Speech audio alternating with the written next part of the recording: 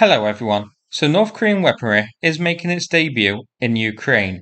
First, we have a photo here showing a Bulsae-4 self-propelled anti-tank system which was spotted in Belgorod near Kharkiv. This is the Bulsae-4 and it is near the border with Ukraine. That is accurate. This is a non-line of sight fibre optic guided missile system with a range of between 15 to 25 kilometers. Not much is known about it, but the missile flies a non-ballistic trajectory at an altitude of between 100 to 200 meters, transmits data back to the operator, allowing them to see what the missile sees. As you can see in this photo here, it's 8 launchers mounted on the chassis of the North Korean M2010 APC. Now, we know what it is, and this was spotted here, and here a possible video being shared of it in action. This shows the destruction of the AS-90 howitzer in May this year.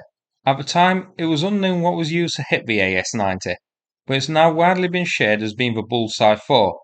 Certainly, the missile profile that we see doesn't resemble anything that we've seen of a Russian missile to date, and it certainly does give the impression of being manually guided, as we see it rise up and over some elevated terrain to hit the AS-90. Its relatively slow speed too fits what is known or suspected about the Bulsae-4 as well. So if this is the Bulsae-4, then it is a solid system, this is a good strike. However, there's more to this story, which makes me think this is not the Bulsae-4. And that's because of the geolocation, which is here. So the AS-90 in this tree line here, near the building when it was hit. And this here is why geolocation is important. This is near Kivka, which, zoomed out, is here, so on the eastern front, not near Kharkiv, as reported by some sources at all. Many sources online are saying this was 10 kilometers from the border with Kharkiv when it was hit. And as we can see here, the geolocation shows that isn't true.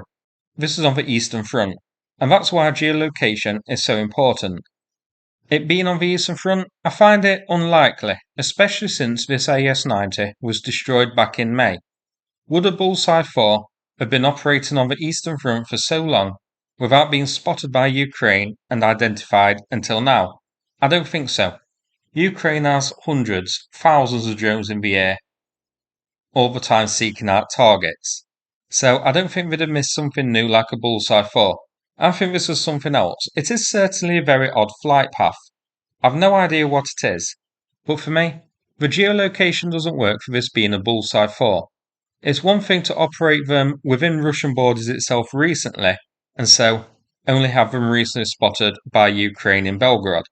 Quite another thing to have operated these for 2 or 3 months on the eastern front in the hottest areas of the war, and it not be spotted and not be identified at all. I think the Bulsae is newly arrived, and that's why we've only just seen it in the photo we looked at earlier in the video.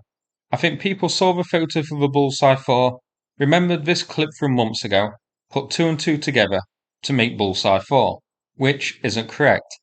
Either that, or it's classic Russian disinformation, which I suppose depends on where the original claim it was a Bulsae-4 destroying the AS-90 comes from.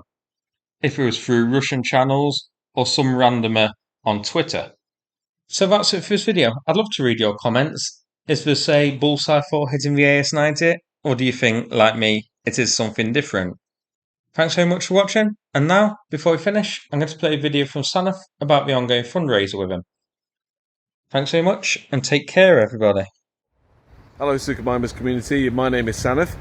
I'm a volunteer that's been helping the Ukrainian military for the past 2.5 years. I live in Ukraine and have been here for about 10 years.